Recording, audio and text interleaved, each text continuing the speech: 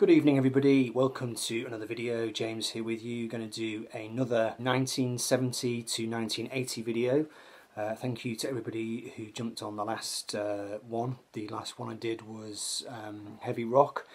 So I'm going to do a bit of a contrast for this one. I'm going to be looking at soul, funk, R&B, heading into disco as we get to the back end of the 1970s.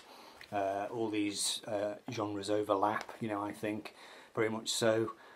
So let's get started. So this first one, 1970, released on August the 24th. It's this artist's 17th studio album, and it got to number 25 on the US Billboard charts, and it is Spirit in the Dark by the beautiful Aretha Franklin, and this is a fantastic record. It contains quite a lot of blues material. It's got a great version of Honest I Do by Jimmy Reed, and it also has Why I Sing the Blues by B.B. King. It's also got a track by Dr. John McRebenack, not one of her better known albums, and it wasn't really a hit at the time, but it's a really good one. So there's Aretha Franklin, 1970.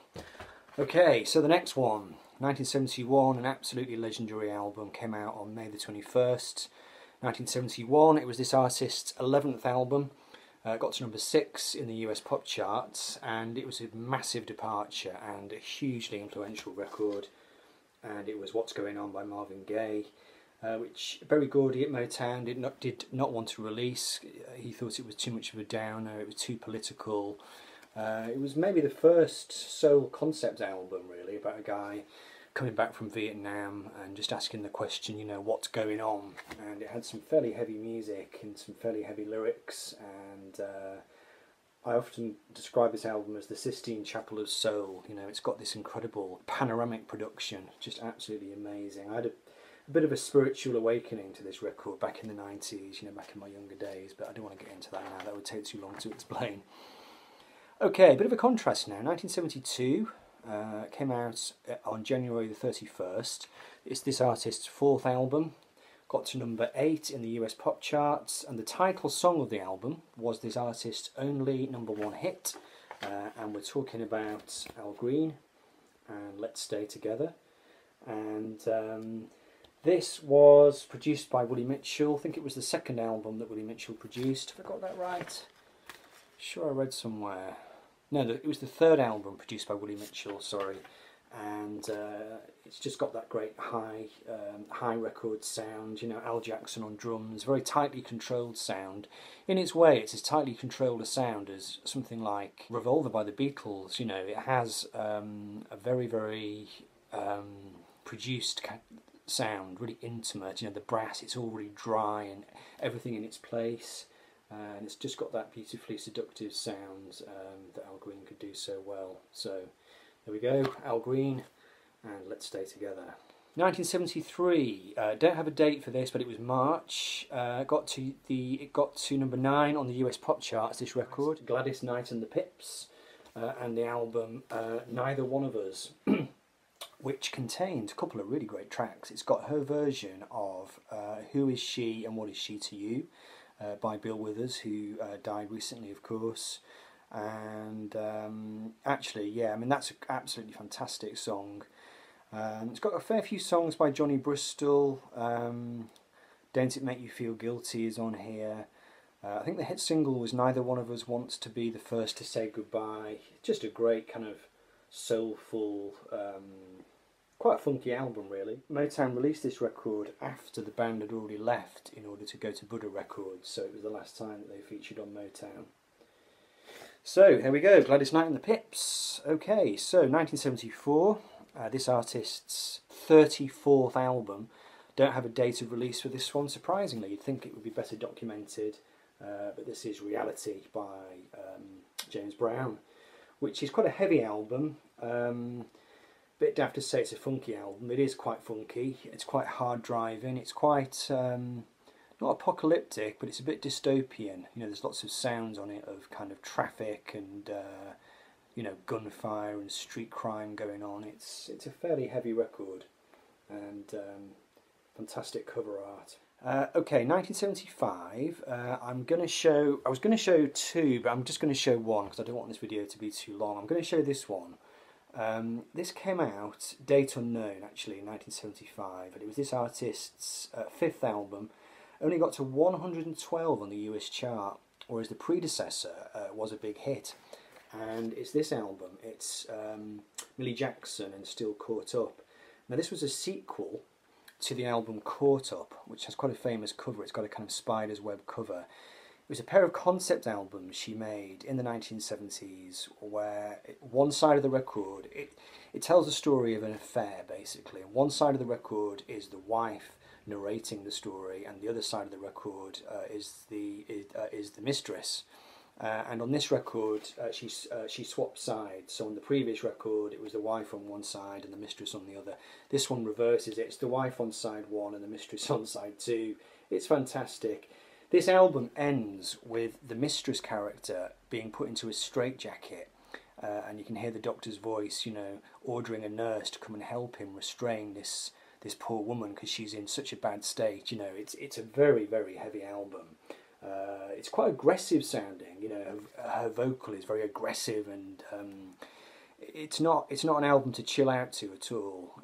It's quite heavy lyrically, but I mean musically it's fantastic. It was recorded at the Muscle Shoals sound studio. It's got Roger Hawkins on drums. He was a great Muscle Shoals drummer. David Hood on bass. Just fantastic stuff, really. Brilliant album. Still Caught Up by Millie Jackson. Right, so we are on to 1976. This artist's sixth album, bit of a commercial flop for him. It was the first album that failed to produce a top 10 single on the Billboard chart. But I think it's a really nice record. And it is This What You Won't by Barry White. And there he is, the seductor himself. Now, I've said before with Barry White's albums, you sometimes feel a bit like a kind of gatecrasher to the party. When you listen to his records, and not so much to the party but to the seduction, you know. I mean, he's very, very clearly addressing a lady all the way through the record. It's very, very personal. You know, at one stage he actually starts to talk to her about, you know, taking her pants down and everything. It's really pretty intimate stuff. What I love about his albums, though, is just the musical settings. He was quite underrated, you know. I mean, he produced all his own albums, and if you listen to them on headphones, they just sound beautiful, you know, meticulously arranged, as beautiful in their way as, you know, something like Marvin Gaye. Definitely a bit of an underrated talent. I think he went so much for that seductor angle, I think, that sometimes people find it hard to take him seriously, but great stuff. And you can find his albums in charity shops in the UK for 50p, you know. They're not prized at all. Okay, 1977 came out on November the 21st, their 8th album, US chart number 3, and it came about as a result of a month-long trip to Argentina and Brazil by the main songwriter in this band. The songwriter's name was Maurice White, and the album was this one, All in All, by Earth, Wind and Fire, which is one of the great utopian dance, R&B, funk disco records of the 1970s. It sounds amazing. I must admit, the up-tempo tracks for me are the best. You know, this album's got Jupiter on it, which is just a fantastic song. Some of the slower stuff I find a little bit slushy, but the up-tempo stuff is just incredible. And again, it's another great headphone album.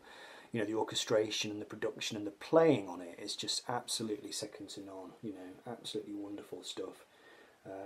Brought out at the height of disco, really, but they transcended that genre. I mean, they were much more of a funk R&B band, but they did, you know, bring the disco influence into their music, as so many artists did. Okay, so yes, talking of disco, right, next one. Well, I played this the other night and it sounded amazing. From 1978. This band's third album. It topped the US Billboard and went to number 7 in the pop charts, and it is Blam by the Brothers Johnson, with a brilliant psychedelic, funky cover on it. You can't go wrong with this pair. Again, a bit like Earth, Wind and Fire, beautifully produced black dance music from the late 1970s. You know, it sounds wonderful. again, it's sort of headphone music, really. I mean, just the arrangements. Of course, it's produced by Quincy Jones. And, you know, Quincy Jones was the ultimate kind of black dance producer of the 1970s, maybe apart from Chic. I think Chic and Quincy Jones certainly kind of carved it up between them. But yeah, that's a magnificent album by the Brothers Johnson. Right, so we are now in the heart of disco now, 1979, January the 22nd. This artist's group's third album got to number 7 in the UK charts, got to number 3 in the US charts, written and produced by Nile Rodgers and Bernard Edwards, better known as Chic, and it is this monster record, We Are Family, by Sister Sledge. And it's just, you know, it's got that Chic production, very upbeat, very, very tight, wonderful, wonderful playing, great bass playing, and guitar by Nile Rodgers. And I think it was one of 2 or 3 albums that they made with Chic. This album's got a guest appearance by Luther Vandross on it, drummers by Tony Thompson. You know, you don't get better than that. Just a fantastic disco record from the end of the 1970s.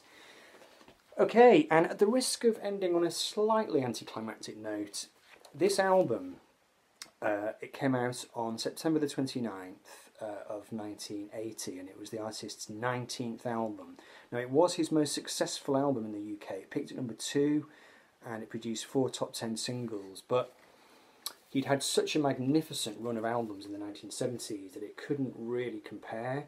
It's not a bad record, but it's not really up there with, you know, Songs in the Key of Life and Inner Visions and all those great records from the 70s. But it's okay, you know. It was a sort of decent Stevie Wonder album. This is Hotter Than July. I love that piano on the back.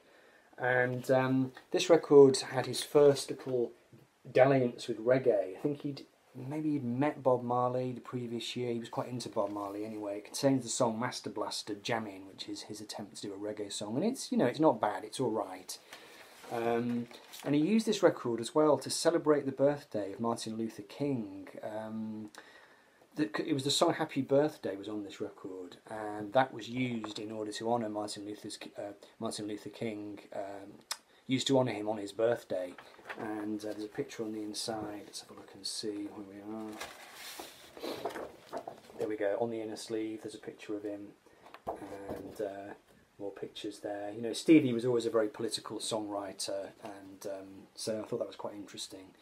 Yeah, not his best work, but quite an interesting one for 1980. One of many artists, I suppose, who had a fantastic 1970s. You know, think Elton John, think David Bowie, think all these artists who were just peerless in the 70s, but then they were going to go on to struggle in the 1980s. So that's quite a good representation of that, Stevie. Okay, folks, I hope you enjoyed that. I will be back soon for another video. Take care and see you all soon. Bye-bye.